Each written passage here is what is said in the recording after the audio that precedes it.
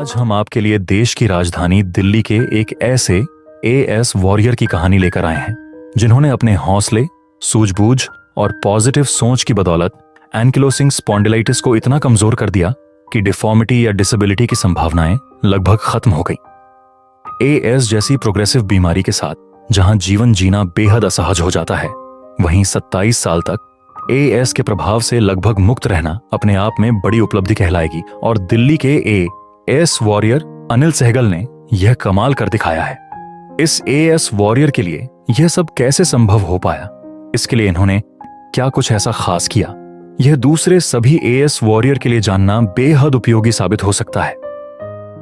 दोस्तों, इससे पहले कि हम इस एएस वॉरियर की पॉजिटिव स्टोरी को लेकर आगे बढ़ें, आपको याद दिला दें कि अगर आप चैनल पर पहली बार विजिट कर रहे हैं तो चैनल को सब्सक्राइब कर बेल आइकॉन जरूर दबाएं, क्योंकि इस चैनल पर हम आपके लिए एंकिलोजिंग स्पॉन्डिलाइटिस सहित दूसरे हेल्थ टॉपिक से रिलेटेड वीडियो लेकर आते हैं। तो चलिए दोस्तों, अब आपके सामने एएस वॉरियर अनिल सहगल को लाते हैं। एएस जब डायग्नोज हुआ था, उस बात को करीब डायग्नोज नहीं, जब मेरे को इसके सिम्टम्स आने स्टार्ट हुए थे तो तब पता ही भी नहीं था कि कुछ एएस टाइप बीमारी होती भी है। तो मुझे बैक बोन में अपने बहुत दिक्कत होती थी। रात को सोते सोते अनबियरेबल दर्द होने स्टार्ट हो जाती थी, इतनी अनबियरेबल होती थी कि बस नींद खुल जाती थी। तो पता ही नहीं था ये है। फिर थोड़ा सा उसमें रिलीफ आया, थोड़ा सा मैं उसका हैबिचुअल हुआ, ये सब चलता रहा। और उस समय मैंने जो था अपना बिजनेस स्टार्ट ही किया था, तो इकोनॉमिकली नॉर्मल था। पेरेंट्स थे, जॉइंट फैमिली थी हमारी, ब्रदर थे, भाभी थे, और मेरी भी मैरिज हुई जब थी। अनिल अपने जीवन की शुरुआत कर ही रहे थे, तभी उनके साथ कुछ शारीरिक समस्याएं शुरू हो गईं। उन्हें यह समझ नहीं आ रहा था कि आखिर उनके साथ हो क्या रहा है। आमतौर पर होने वाली स्वास्थ्य समस्या मान अनिल अपने करियर और भविष्य के निर्माण की योजना में जुटे रहे। मेरे को 2008 में ये बहुत बड़ी भयंकर रूप ले लिया इस बीमारी ने, और मेरा सारी बॉडी स्टिफ हो गई। मतलब ना मैं चल पाता था, ना मैं बेड से उठ पाता था, ना मैं कपड़े चेंज कर पाता था। तो ये सब हमने एक ऑर्थोपेडिक डॉक्टर से डिस्कस किया और उन्होंने ही ट्रीटमेंट अपना देना चालू कर दिया मेरे को। बट दिक्कत जो थी वो बढ़ती ही चली गई। शुरू में महीना भर तो ठीक रहा, लेकिन उसके बाद ये दिक्कत बढ़ती ही चली गई, क्योंकि तब तक उन्होंने भी नहीं बताया कि ये एंकिलोजिंग स्पॉन्डिलिटिस है, ये क्या होता है क्या। उन्होंने सिंपल मेडिसिन्स दी, जिसमें एक पेन किलर होती थी और साज वगैरह थी, वो चलती नहीं, बट दिक्कत धीरे धीरे बढ़ती गई। और उसके बाद 1 डेढ़ साल में मेरी हालत वो हो गई थी कि बिल्कुल मैं बेड रिडन, बेड से उठना मेरा बंद हो गया। यहां अनिल को यह पता नहीं था कि उन्हें कौन सी स्वास्थ्य समस्या है। वह इसे सामान्य ज्वाइंट पेन समझकर अपनी ट्रीटमेंट लेने लगे, लेकिन इस बीच अनजाने में ही अनिल ने वह गलती कर दी जो अक्सर शुरुआती दिनों में किसी एएस वॉरियर से हो जाती है। जानकारी न होने की वजह से अनिल ने अपने ट्रीटमेंट के लिए ऑर्थोपेडिक डॉक्टर से संपर्क किया। डॉक्टर ने उपचार तो शुरू कर दिया, लेकिन अनिल को यह नहीं बताया कि उन्हें एंकिलोजिंग स्पॉन्डिलाइटिस है। अनिल की इस कहानी में आपके लिए यहां यह जानना जरूरी है कि एंकिलोजिंग स्पॉन्डिलाइटिस के उपचार की विशेषज्ञता रूमेटोलॉजिस्ट की होती है, क्योंकि एंकिलोजिंग स्पॉन्डिलाइटिस ज्वाइंट के बीच मौजूद सॉफ्ट टिश्यूज में होने वाली सूजन की एक ऑटो इम्यून समस्या है, जबकि ऑर्थोपीडिक डॉक्टर हड्डियों में होने वाली समस्या के उपचार में विशेषज्ञता रखते हैं। एक रूमेटोलॉजिस्ट और ऑर्थोपीडिक डॉक्टर के बीच का यह अंतर हर एएस वॉरियर के लिए समझना बेहद जरूरी होता है। इसी बीच अनिल के साथ एक ऐसी घटना घटती है जिसके बाद उनके सामने उनकी शारीरिक समस्या की असली तस्वीर कुछ हद तक स्पष्ट होने लगती है। जैसा मैंने कहा कि मेरा ट्रीटमेंट ऑर्थोपेडिक से चलता रहा। उन्होंने डायग्नोज तो कर लिया, टेस्ट कराई कि ये ऐसा है, बट उन्होंने हमें नहीं बताया ये क्या होता है। अब मैं जब उनसे 1 डेढ़ साल ट्रीटमेंट लेता रहा तो हालत मेरी बिल्कुल बेड रिडन हो गई। तो मैं बहुत स्लो स्लो चलता था। चांस की बात, मेरे जैसे मैंने बताया, मेरा एक शॉप है रेडीमेड गारमेंट्स की। वहां पे एक कस्टमर आया, उन्होंने मुझे बताया कि ये प्रॉब्लम जो है आपको एएस की है और इसके लिए आपको एक रिमेटोलॉजिस्ट से मिलना है और वो आपको इसका प्रॉपर ट्रीटमेंट देंगे, नहीं तो आपकी हालत दिन ब दिन और बिगड़ती जाएगी। मैंने उनकी बात को सीरियसली नहीं लिया क्योंकि उन्होंने कहा मैं भी साँस ले रहा हूँ और ये सब ले रहा हूँ, तो मुझे लगा ये तो मैं ऑलरेडी ले ही रहा हूँ। मैंने उनकी हालत मतलब अपनी हालत को देखते हुए रिमेटोलॉजिस्ट पे जाना ज़रूरी नहीं समझा, क्योंकि तब तक हमें पता ही नहीं था रिमेटोलॉजिस्ट क्या होते हैं। और चांस की बात 2 ढाई महीने बाद वो कस्टमर मेरे पास फिर आए परचेजिंग करने, तो उन्होंने मेरी हालत देख के फिर से मुझे कहा कि लगता है आप अभी तक रियूमेटोलॉजिस्ट में नहीं गए। मैंने कहा नहीं। तो उन्होंने कहा कह रहे कि इस तरह से अगर आप नहीं जाओगे तो आपकी हालत दिन ब दिन और बिगड़ती चली जाएगी और आने वाले टाइम में आपकी ये हाथ की जो फिंगर्स हैं ये सब भी टेढ़ी होनी स्टार्ट हो जाएंगी। तो तब आप मजबूर होके जाओगे और तब ठीक नहीं हो पाओगे। तो उन्होंने बहुत मुझे समझाया, बहुत मेरे को अपने दुख दर्द भी बताए, तब जाके मुझे लगा कि चलो एक बार मुझे एक रियूमेटोलॉजिस्ट से मिलना चाहिए और इस बीमारी का उनसे इलाज कराना चाहिए। लेकिन मुझे तब तक भी ये नहीं पता था कि इस बीमारी का इलाज रियूमेटोलॉजिस्ट करेंगे। तो मैं एक तरह से अनजाने में ही उन पे गया अपने एक कस्टमर के कहने पे, लेकिन उसके बाद मेरा जो था ट्रीटमेंट प्रॉपर प्रॉपर इसका एएस का स्टार्ट हो सका। यहाँ आपने देखा कि अनिल की गारमेंट शॉप पर अचानक से आए एक कस्टमर यानी एएस वॉरियर ने उन्हें एंकिलोजिंग स्पॉन्डिलाइटिस के बारे में कैसे बताया। यह अनिल के साथ अचानक से हुई महज एक घटना थी, लेकिन इस घटना की वजह से अनिल को वह नॉलेज मिला जो अगर समय रहते न मिलता तो एएस के बारे में जानने में ही कई साल निकल जाते। अचानक से उनकी शॉप पर आए एएस वॉरियर ने उनकी बहुत बड़ी मदद कर दी और फिर वह अपने इलाज के लिए रूमेटोलॉजिस्ट के पास पहुंचे। यहां आपने यह देखा कि एएस के ट्रीटमेंट में अवेयरनेस की कितनी बड़ी भूमिका हो सकती है। साथ ही हमें यह भी पता चलता है कि एएस जैसी बीमारी जिसके प्रति सामाजिक स्तर पर जागरूकता कम है, ऐसे में एक एएस वॉरियर का अनुभव दूसरों के लिए कितना उपयोगी साबित हो सकता है। मैंने रियोमेटोलॉजिस्ट डॉक्टर एएन मालविया को कंसल्ट किया। ये भी एड्रेस और उनका फोन नंबर मुझे उसी मेरे कस्टमर ने दिया था। उसके बाद मैंने डॉक्टर मालविया की अपॉइंटमेंट लेके उनसे सारा अपना केस डिस्कस किया। उन्होंने सारा मेरा चेकअप किया, थॉरोली सारे टेस्ट किए, रिपोर्ट्स की। तो उन्होंने मेरी हालत देखी कि मैं अपना हाथ भी नहीं हिला पा रहा हूँ, चेयर पे बैठ के उठ भी नहीं पा रहा हूँ। तो उन्होंने मुझे कहा कि बहुत आप जो है एक्सट्रीम स्टेज तक आपका एएस हो चुका है और उन्होंने मुझे फिर बताया कि एएस क्या है, क्या इसकी दिक्कत है, क्या इसके कॉन्सिक्वेंसेस हैं, वो सब उन्होंने मुझे बताया और उन्होंने मेरे को फिर प्रॉपर ट्रीटमेंट देना स्टार्ट किया। और उन्होंने कहा कि मेन इसका जो ट्रीटमेंट है वो एक महंगे इंजेक्शन हैं जिन्हें बायोलॉजिकल इंजेक्शन कहते हैं, वो हैं, बट हर कोई उन्हें अफोर्ड नहीं कर पाता।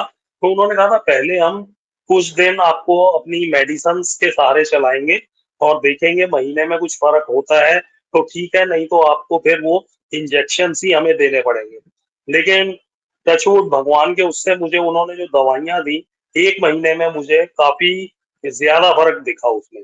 इतना फर्क दिखा कि जब मैं रिविजिट पे 1 महीने के बाद गया तो उन्होंने खुद ही कह दिया कि अब आपका एएस जो है बहुत ठीक है और आपको अब वो महंगे इंजेक्शन लगवाने की जरूरत नहीं है, मेडिसिन ही आपकी चलेंगी। अनिल सहगल की यहां तक की कहानी में कुछ ऐसी जानकारी सामने आती है जो किसी एएस वॉरियर के लिए काफी महत्व रखता है। अनिल ने सबसे पहले अपना ट्रीटमेंट ऑर्थोपीडिक डॉक्टर के पास जाकर शुरू किया था, लेकिन ऑर्थोपीडिक डॉक्टर की लिखी हुई दवा लेने के बाद भी उनकी बीमारी एक्सट्रीम लेवल तक पहुंच गई थी। फिर बाद भी उन्होंने रूमेटोलॉजिस्ट से दिखाया और उनकी दवा ने उन पर ऐसा असर किया कि वह अपनी खराब हो चुकी स्थिति में नाटकीय तरह से बेहतर होता हुआ महसूस करने लगे। यहां तक कि महंगी बायोलॉजिक्स के इस्तेमाल से बच गए। अनिल की कहानी के इस भाग से यह स्पष्ट हो जाता है कि एंकाइलोसिंग स्पॉन्डिलाइटिस के उपचार में एक रूमेटोलॉजिस्ट की भूमिका कितनी महत्वपूर्ण और उपयोगी हो सकती है। यहां से अनिल राहत की सांस लेते हैं और डॉक्टर के निर्देश के मुताबिक अपनी जिंदगी को आगे ले जाने में जुट जाते हैं। मुझे आज भी याद है कि आप खाना खाना भूल जाना लेकिन एक्सरसाइज करना मत भूलना। तो उन्होंने मुझे ये गाइड किया था कि मेडिसिन प्रॉपर लेना और एक्सरसाइज डेली करना, जरूर करना, चाहे खाना खाना भूल जाना लेकिन एक्सरसाइज करना मत भूलना। तो मैंने कॉन्टिन्यूसली तब, क्योंकि मैं इतना डर चुका था, इतना इस बीमारी से थक चुका था, कि मैंने एक एक चीज उनकी फॉलो करी। हर मेडिसन और एक्सरसाइज मैंने जो जो उन्होंने एक्सरसाइज मुझे बताई, वो सब एक्सरसाइज मैं डेली करता था, और उससे काफी हद तक मेरा जो था एएस कंट्रोल रहा, और काफी हद तक ठीक सा भी हो गया था। रूमेटोलॉजिस्ट से मिलने के बाद अनिल काफी राहत महसूस कर रहे थे। उन्होंने डॉक्टर की एक्सरसाइज मस्ट वाली बात को किसी मंत्र की तरह याद कर लिया। दवा और एक्सरसाइज के कॉम्बिनेशन से उनके लाइफ की क्वालिटी यानी जीवन की गुणवत्ता बेहतर होने लगी थी। मगर यहां एक सवाल यह है कि क्या अनिल ने एंकिलोजिंग स्पॉन्डिलाइटिस को हमेशा के लिए कंट्रोल कर लिया था? ये इस कहानी के आगे के हिस्सों में स्पष्ट होगा। में उन्होंने मुझे पेन किलर दी थी, और उन्होंने कहा था अभी एक्सरसाइज जो है 3 से 4 दिन के बाद आप स्टार्ट करना, जब आपको पेन बिल्कुल ठीक हो जाए, जब आपको बिल्कुल भी पेन फील ना हो, एक्सरसाइज आपने तब चालू करनी है। तो मुझे याद है शायद मैंने 4 या 5 दिन के बाद वो एक्सरसाइज चालू स्टार्ट कर दी थी करना। तो अब मेरी रूटीन ये थी कि मैं डेली जो उन्होंने मेडिसिन प्रिस्क्राइब की थी, टाइम टू टाइम बिल्कुल टाइमली वो सब मेडिसिन लेता था, और जो उन्होंने एक्सरसाइज बोली थी, तो डेली सुबह उठ के मेरी रूटीन थी कि मैंने वो एक्सरसाइज सब करनी है। उसमें ज्यादा मुझे टाइम भी नहीं लगता था, मुश्किल से 20 से 25 मिनट लगते थे, या हार्डली आप कहें आधा घंटा लगता था। तो मैं उसे करता था, और रियल में मेरे को एक्सरसाइज से बहुत ज्यादा फर्क मिला। और एक्सरसाइज भी सब बेसिक थी, कोई ऐसा नहीं कि कोई बहुत उसमें हाई फाई एक्सरसाइज है या कोई रॉकेट साइंस है एक्सरसाइज में, ऐसा कुछ नहीं था। एक बेसिक जो स्ट्रेचिंग है, मतलब एक्सरसाइज क्या है जिसमें भी आपकी हड्डियां, आपके जॉइंट स्ट्रेच हो रहे हैं, वो समझो एएस की एक्सरसाइज है। वो एएस के लिए गोल्ड है बिल्कुल, कि आपने सिर्फ अपनी बॉडी को स्ट्रेच करना है, अपनी स्पाइन को स्ट्रेच करना है, नेक को स्ट्रेच करना है। तो ये सब एक्सरसाइज थी, ये मैं करता था, और इसमें मेरे को लगभग 20 से 25 मिनट देने के बाद एक तरह से 6 महीने के बाद मेरी हालत ऐसी थी कि मैं जैसे मुझे एएस कभी था ही नहीं। मैं इतना ठीक हो गया था कि इवन जब मैं रिविजिट के लिए गया अपने रिमेटोलॉजिस्ट पे, तो उन्होंने क्लियरली मेरी प्रिस्क्रिप्शन में लिख दिया था कि डिजीज अंडर रेमिशन, कि मत, और फिर उसके बाद उन्होंने हाँ नेक्स्ट विजिट पे लिख दिया था इनएक्टिव डिजीज, कि मतलब बिल्कुल डिजीज का वो खत्म हो चुका है। सबसे पहली विजिट पे उन्होंने कहा था कि एक्सट्रीम लेवल पे आपको एएस है, और थर्ड विजिट पे आ गया था कि बिल्कुल ठीक है, ये सब सिर्फ मेडिसन और एक्सरसाइज से था। तो मेरा अपने सभी एएस वॉरियर्स से एक ही विनती है कि एक्सरसाइज जो है वो कभी मत छोड़ो, वो आपको मेडिसन से भी ज्यादा जो है बेनिफिट देगी। मेडिसिन तो लो ही लो, प्रॉपर रियोमेटोलॉजिस्ट से ट्रीटमेंट लो, लेकिन एक्सरसाइज जो है वो बिल्कुल मत छोड़ो। जब तक आप एक्सरसाइज करते रहेंगे, आप चलते रहेंगे, जहां आपने एक्सरसाइज में थोड़ा सा लापरवाही करी, तो आपको दिक्कत थोड़ी सी बढ़ जाएगी। डॉक्टर के बताए निर्देशों के मुताबिक रोज और नियमित एक्सरसाइज करने से अनिल सहगल बेहद राहत महसूस करने लगे थे। अनिल के मुताबिक अब कोई एक दिन भी ऐसा नहीं है जब वह एक्सरसाइज नहीं करते हो, क्योंकि नियमित एक्सरसाइज करने से उनकी जिंदगी बदल गई थी। जिस रिमिशन को हासिल करने के लिए एंकिलोजिंग स्पॉन्डिलाइटिस में बायोलॉजिक्स जैसी महंगी दवा लेने की जरूरत होती है, उस रिमिशन को उन्होंने सिर्फ नियमित एक्सरसाइज से हासिल कर लिया था। रिमिशन क्या है और एंकिलोजिंग स्पॉन्डिलाइटिस में रिमिशन कितना महत्वपूर्ण है, इस विषय पर हमने डिटेल्स में एक वीडियो बनाई हुई है। अगर आप रिमिशन के बारे में जानना चाहते हैं तो इस वीडियो को जरूर देखें। इसकी लिंक आपको डिस्क्रिप्शन में मिलेगी। इस तरह से डिजीज पे मैंने बहुत अच्छे से काबू पा लिया था, सिर्फ मेडिसिन और अपने एक्सरसाइज की बदौलत, और थोड़ा सा खाने पीने में भी मैंने चेंज किया था, लेकिन बहुत लाइटली, बहुत ज्यादा चेंज नहीं किया था। तो इन सब से मैंने काफी अच्छा कंट्रोल कर लिया था।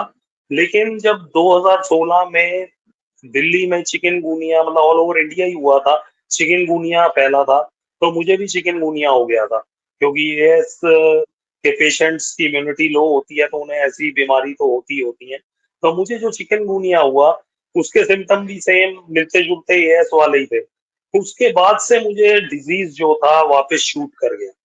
मतलब कहा तो मैं बिल्कुल ही मेरे में डिजीज इनएक्टिव था, लेकिन उसके बाद मेरी हालत बहुत बुरी हो गई थी। फिर से मेरे को ये स्टिफनेस और जॉइंट्स की स्वेलिंग बढ़ गई थी, और मेरा सीआरपी और ईएसआर रीडिंग्स भी बढ़ गई थी।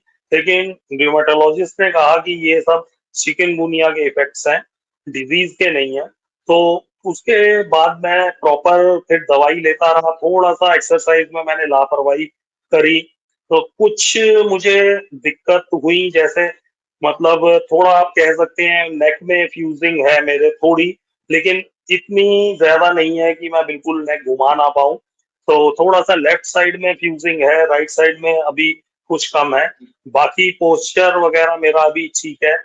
तो मैं नॉर्मल अपना लाइफस्टाइल जो है वही मेंटेन मैंने किया हुआ है। अनिल की कहानी के इस भाग में एस वॉरियर्स थी समझने वाली एक खास बात है। जब तक अनिल रेगुलर एक्सरसाइज करते रहे तब तक उनके शरीर में फ्यूजन शुरू नहीं हुई थी, लेकिन एक्सरसाइज में जरा सी लापरवाही की वजह से उनके शरीर में फ्यूजन की प्रोसेस शुरू हो गई। इससे यह स्पष्ट हो जाता है कि अगर हम नियमित एक्सरसाइज करते हैं तो एंकिलोसिंग स्पॉन्डिलाइटिस में ज्वाइंट फ्यूजन के प्रोसेस को काफी हद तक रोका जा सकता है। हमने एंकिलोजिंग स्पॉन्डिलाइटिस वॉरियर्स की सुविधा के लिए एएस से संबंधित एक्सरसाइजेस की एक यूजफुल प्लेलिस्ट बनाई है। इसमें तमाम ऐसे एक्सरसाइज बताए गए हैं जिसकी मदद से आप अपनी बॉडी मूवमेंट को बनाए रखते हुए स्टिफनेस और ज्वाइंट फ्यूजन से काफी हद तक अपना बचाव कर सकते हैं। इन एक्सरसाइज को आप अपने फिजियो या रूमेटोलॉजिस्ट की निगरानी में कर सकते हैं। हमारे इस प्लेलिस्ट की लिंक आपको डिस्क्रिप्शन में मिल जाएगी। के बाद अब जब थोड़ा सा मुझे दिक्कत बढ़ गई थी, तो डॉक्टर मालविया ने, र्यूमेटोलॉजिस्ट ने, मुझे फिर बायोलॉजिक्स देने स्टार्ट किए थे, क्योंकि मेरी ईएसआर और सीआरपी की रीडिंग्स बढ़ गई थी। तो उसके बाद उन्होंने कहा कि अब हमें आपको जो है बायोलॉजिक्स देने पड़ेंगे, ताकि ये ना हो कि दिक्कत बहुत ज्यादा बढ़ जाए। और जब उन्होंने देखा कि थोड़ा सा नेक की मूवमेंट रिस्ट्रिक्ट हो रही है, तो उन्होंने मुझे बायोलॉजिक्स रिकमेंड कर दिए थे। अब जो है मैं नॉर्मल अपना लाइफस्टाइल चल रहा हूँ। सुबह जैसे मैं उठता हूँ, अपने शॉप पे जाता हूँ, काम धंधा वहां पे करता हूँ। तो कुछ तो रिस्ट्रिक्शंस हैं, लेकिन इतनी ज्यादा रिस्ट्रिक्शंस नहीं है कि मुझे कुछ काम करने में दिक्कत आ रही हो या कहीं चलने उठने में दिक्कत आ रही हो। मतलब एक बिल्कुल नॉर्मल इंसान के मुकाबले में तो मुझे कह सकते हो आपकी दिक्कत है, लेकिन एक एएस पेशेंट के रूप में अगर देखोगे तो ये है कि मैं फिर भी अपना काम खुद कर लेता हूँ। शॉप पे मैं खुद अपने मैंने हेल्पर रखे हुए हैं, लेकिन मैं कोशिश करता हूँ कि मैं खुद ही सारा काम करूँ। सुबह अपने घर से अपनी शॉप तक भी मैं प्रेफर करता हूँ कि पैदल ही आऊं जाऊं, बाकी किसी व्हीकल का यूज ना करूं। वो डिस्टेंस करीब 1 किलोमीटर है, तो मेरी कोशिश यही रहती है कि मैं पैदल ही आऊं जाऊं। और दूसरा मेरी कोशिश ये रहती है कि डिनर करने के बाद मैं इवनिंग वॉक पे जरूर जाऊं, ताकि डिनर भी थोड़ा सा डाइजेस्ट हो जाए और इस बहाने थोड़ा सा शरीर में भी फुर्तीलापन बना रहे। तो मैं ये दो चीजें करने की कोशिश करता हूँ कि डिनर के बाद वॉक पे जरूर जाता हूँ, और दिन भर में कोशिश ये रहती है कि थोड़ा सा हिलता डुलता रहूं, शॉप पे भी इधर उधर आता जाता रहूं, चलता रहूं, ताकि मूवमेंट बॉडी में बनी रहे, फ्लेक्सिबिलिटी बनी रहे। मैंने इसमें अपनी एलोपैथिक ट्रीटमेंट के साथ साथ मैंने इसका जो आयुर्वेदिक ट्रीटमेंट्स होते हैं, क्योंकि मैंने कई बार सुना, मैं कंफ्यूज रहता था। कोई कहता है कि वो ट्रीटमेंट अच्छा है, कोई कहता है कि वो अच्छा है। तो मैंने कहा चलो आयुर्वेदिक लेके देखते हैं, एटलीस्ट इसका कोई साइड इफेक्ट नहीं है, कोई नुकसान नहीं है। तो मैंने वो लिया। मैंने करीब 3 महीने 4 महीने किया था ट्रीटमेंट आयुर्वेदिक का, लेकिन मेरे को 3 4 महीने में फर्क नहीं दिखा। क्योंकि आयुर्वेदिक ट्रीटमेंट में हो सकता है फर्क पड़ता हो, लेकिन इसमें ट्रीटमेंट जो है बहुत स्लो है। उसका रिजल्ट जो है काफी लंबा समय मांगता है असर दिखाने में। बट एएस ऐसी बीमारी है जिसमें हमें फटाफट से एक इलाज चाहिए होता है। दिक्कत हुई तो हमें एक तरह से बिल्कुल इमरजेंसी वाला अनिल ट्रीटमेंट सहगल ने आयुर्वेदिक उपचार भी लिया, लेकिन इससे उन्हें विशेष लाभ नहीं मिला। यहां आपको यह बता दें कि एनकाइलोजिंग स्पॉन्डिलाइटिस में एक ही ट्रीटमेंट से हर मरीज को लाभ हो, इसकी कोई गारंटी नहीं है। यह जरूरी नहीं है कि अगर आप पर आयुर्वेद का असर हो रहा है तो दूसरे मरीजों के साथ भी ऐसा ही होगा। इस बीमारी में हर मरीज पर उपचार का अलग अलग असर भी हो सकता है। अनिल की आगे की कहानी में हमें उनके एएस से संबंधित अनुभव से कई और रोचक जानकारियां मिलने वाली हैं। बाकी एएस के ट्रीटमेंट करते करते जैसे इतना लंबा टाइम हो चुका है, इतने साल हो चुके हैं, दशक हो चुके हैं मैं तो कहूंगा, तो मेरे को एक इसमें कमी लगी। अब इसे आप मेडिसिन का साइड इफेक्ट कहेंगे या अपने दिमाग की सोच का कहेंगे कि काइंड ऑफ डिप्रेशन रहता है इसमें। मतलब ये लगता है कि जैसे दब गए हम, फंस गए, मतलब खत्म कर दो, ये दुनिया बेकार है।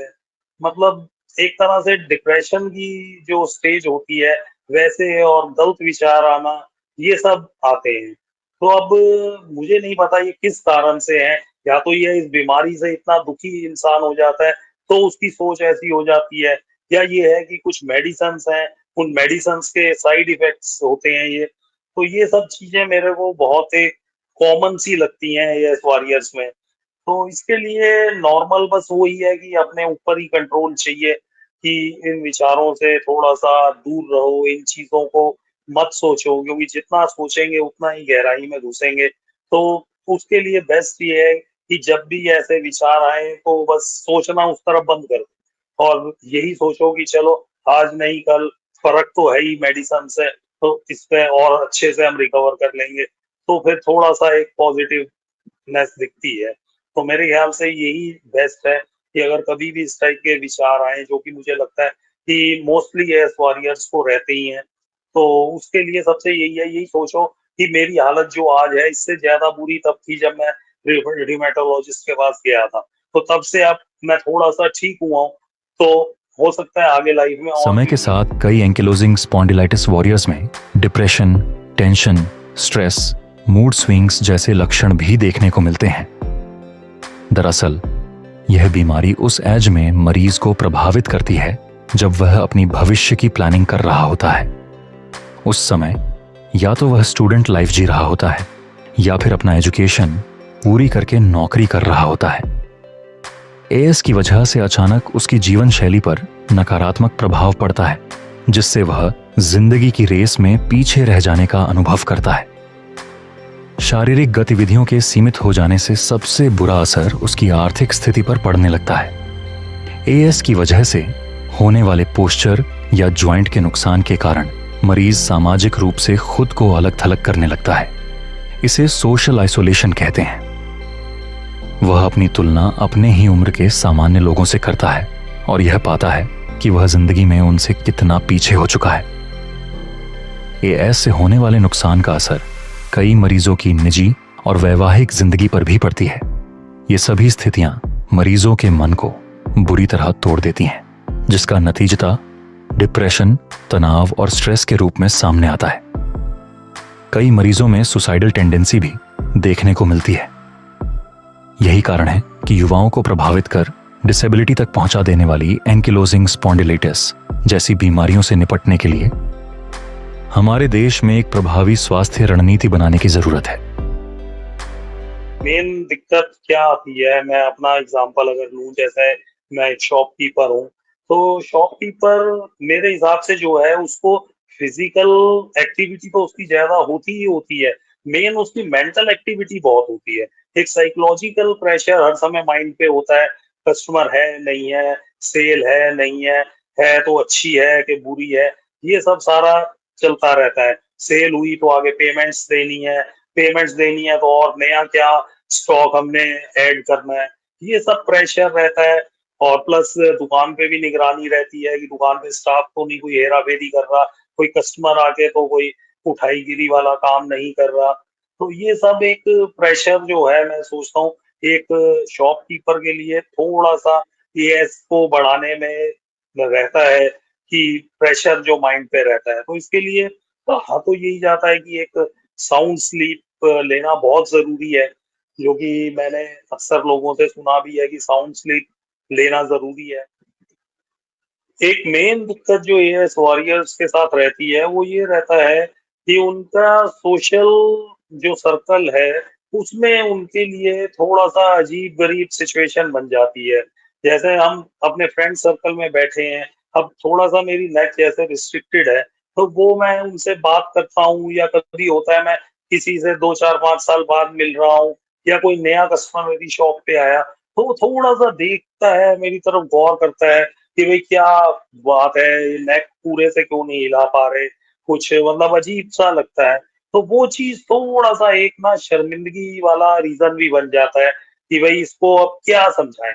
कुछ तो होता है देख के इग्नोर कर देते हैं, कुछ होता है देख के पूछ लेते हैं और जो पूछते हैं थोड़ा-सा फिर उनको समझाना पड़ता है कि भई ये अब उनको एएस का हम बताएँगे तो उन्हें तो एएस की कुछ एबीसी भी नहीं पता। तो उनको यही कहना पड़ता है कि हाँ जी, थोड़ा-सा दिक्कत है या दर्द है, एक टालने वाला काम करना पड़ता है।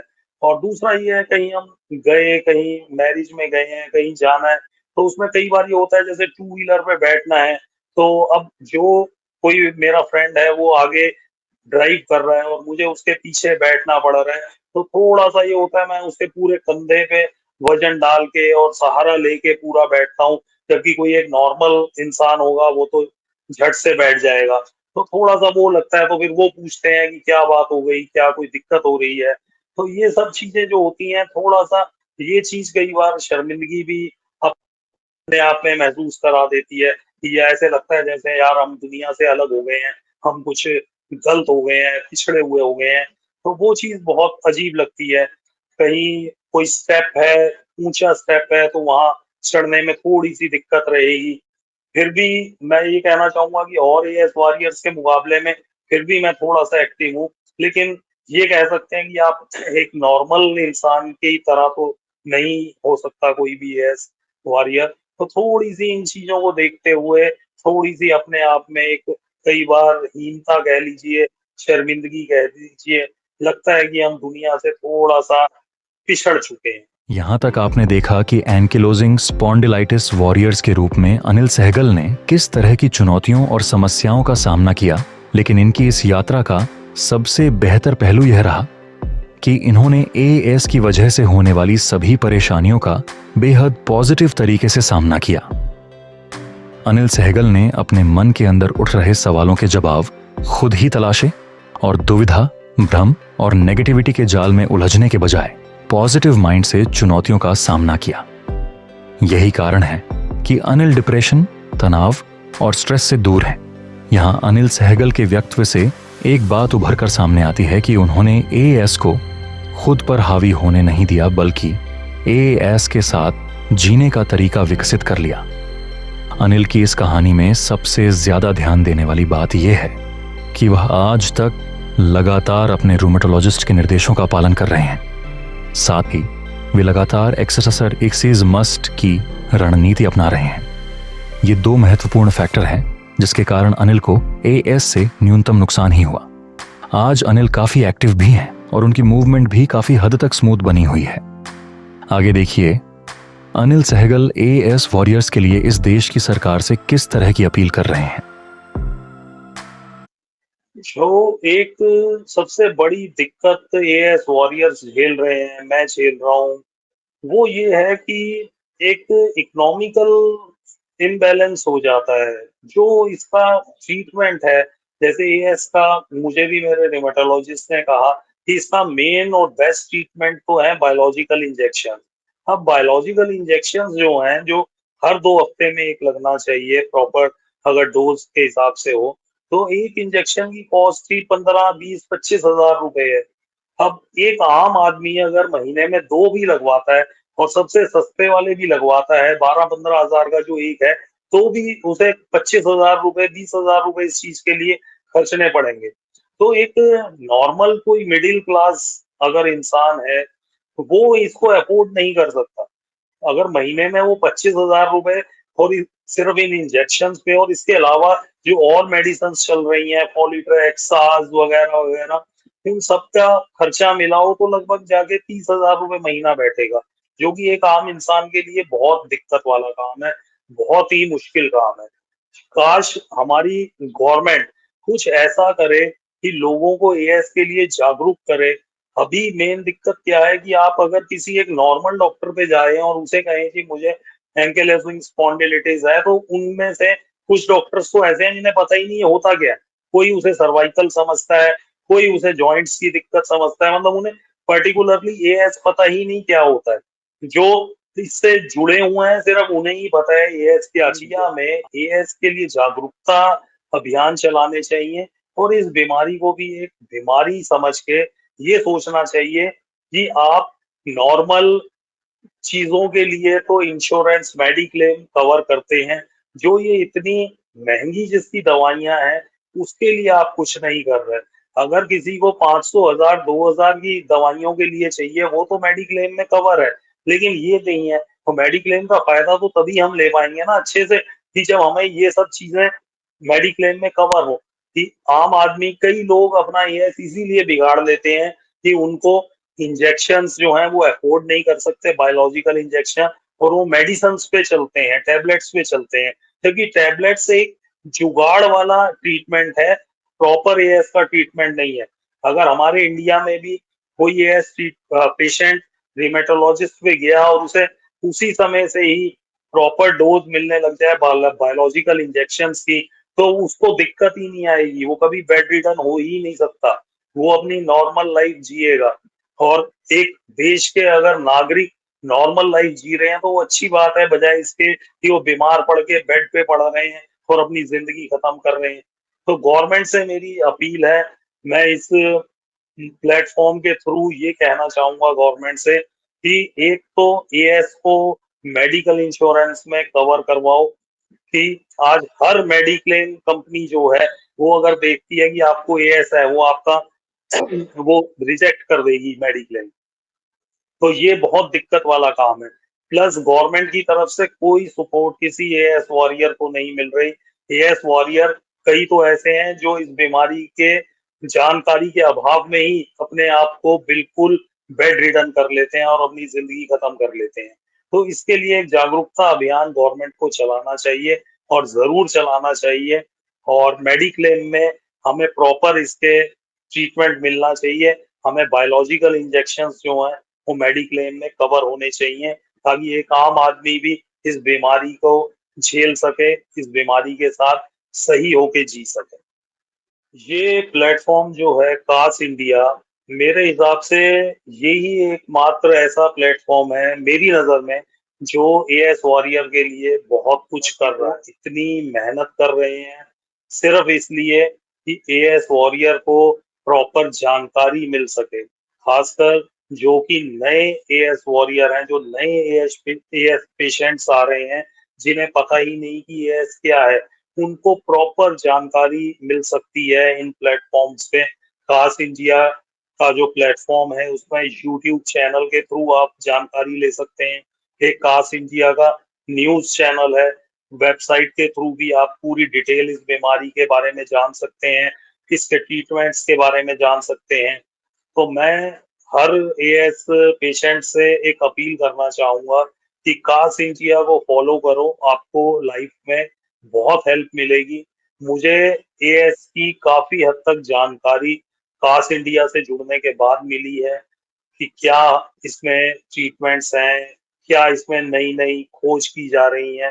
तो मेरे हिसाब से कास इंडिया एक बहुत अच्छा प्लेटफॉर्म है, चाहे आप इसका यूट्यूब चैनल फॉलो लाइक करें और उस पर डेली देखें जो भी नई वीडियोस अपलोड होती हैं, या डेली जो भी इनके न्यूज वाले प्लेटफॉर्म पे या इससे रिलेटेड न्यूज डाली जाती हैं। तो मेरे हिसाब से वो एक एएस पेशेंट के लिए जैसे दवाई जरूरी है, वैसे कास इंडिया भी जरूरी है कि वो आपको मेंटली बहुत अच्छा रिलीफ देगा और एक इस बीमारी से आपके लिए पूरा ज्ञान आपको दे देगा। तो दोस्तों, हम आशा करते हैं कि अनिल सहगल की इस कहानी में आपको उनके अनुभवों से काफी कुछ सीखने को मिला होगा। अगर आपको यह वीडियो अच्छी लगी हो तो इसे लाइक और शेयर जरूर करें, ताकि दूसरे एएस वॉरियर्स तक यह वीडियो पहुंचे और अनिल के अनुभवों का लाभ उन्हें भी मिल सके। हम फिर से एक बार एक नए वीडियो के साथ जल्द लौटेंगे। तब तक के लिए नमस्कार।